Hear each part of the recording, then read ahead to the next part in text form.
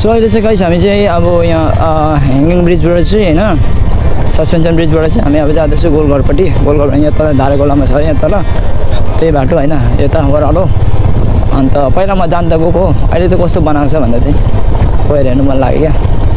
अनि यहाँ आएपछि त हेर्नु पर्यो ओहो ठुलो यार खतरा हाइवे आयो गाइस हैन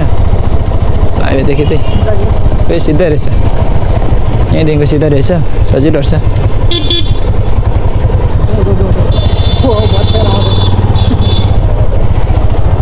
गाइस फाइनली हामी चाहिँ आइपुग्यो गोलघर अलिकति टाढो हैन 5 मिनेटको बाटो भनौँ न हैन त्यहाँ पुलदेखि अन्त यो चाहिँ भयो भ्यू पोइन्ट अरू गोलघर पनि भन्छ लोकल यहाँ चाहिँ मान्छेले हैन अन्त भ्यू पोइन्ट तपाईले देख्न सक्नुहुन्छ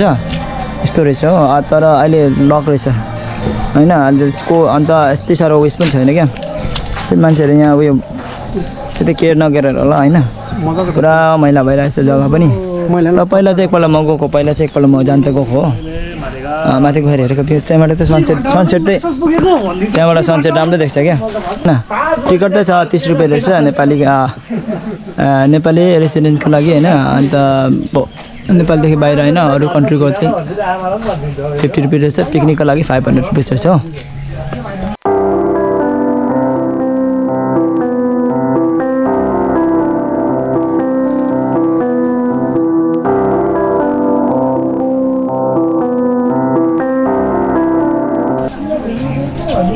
गाइस हैन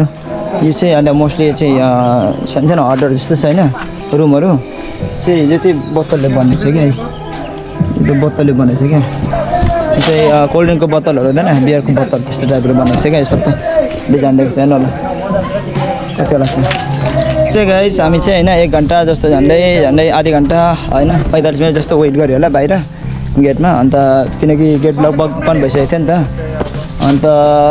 के भनाइकन भाइलाई लिएर आएको छ चाबी लिएर निशानले चाहिँ अब निशानको चाबी लिएर आएको तबाट क्या कसै अन्त घरमै गएर निशान भाइ काउन्टरको मान्छेको घरमै गएर चाबी लिएर आयो काउन्टर के घर पे जाके उसको टिकट पैसा देके भ्यू पोइन्ट यहाँबाट सनसेट दामी देख्छ कि गाइस तपाईहरुलाई देखाउँछु ल अहिले सनसेट हुँदैछ हैन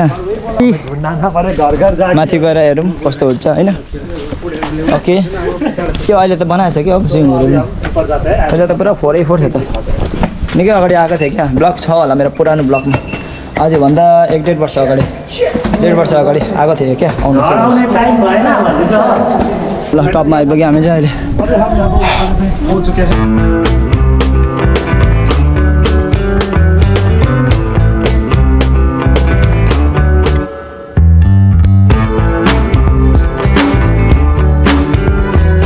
बेन्ची बस्ने रहेछ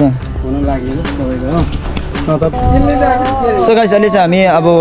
सनसेट पनि अलमोस्ट भइसक्यो हैन अन्त अब के भन्ने देख्न सक्नुहुन्छ 6 बजिसकेको छ यही हो 6 बजिसक्यो यही अब हामी यहाँबाट जाने अब माइली मामी घरमा गएर त्यो सामानहरु छ अनि ब्याग सेट छ त्यहाँ लिएर अब घरतिर जाने रिटर्न हुने गाइस हैन त्यो केटाहरु यस्तो छ